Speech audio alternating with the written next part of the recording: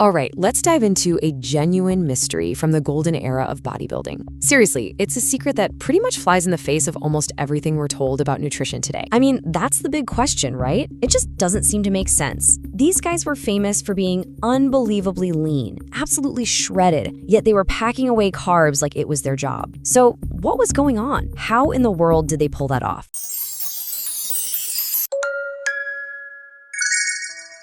On one side, you've got the 70s fuel, rice, potatoes, oats. On the other, you have what so many people are eating now, lots of healthy fats from avocados and nuts. They're basically polar opposites. So what did they know that we've kind of forgotten? Let's dig in. Okay, so our first clue isn't actually on their dinner plate. Nope, it's in the gym. You see, their entire approach to training was the engine, the thing that unlocked the metabolic power of all those carbs. And you have to really let this sink in. We're not talking about a quick 45-minute high-intensity workout. These guys were training for hours. We're talking epic, high-volume marathon sessions. Maybe 2 hours in the morning, and then they'd come back for another 2 hours at night. They basically lived in the gym, and that massive amount of work created a very specific environment inside their bodies. So to get what that environment was, we got to talk about something called muscle glycogen. The simplest way to think about it is this. It's the gas tank inside your muscles. It's the premium fuel your body uses for every single rep of every single set you do.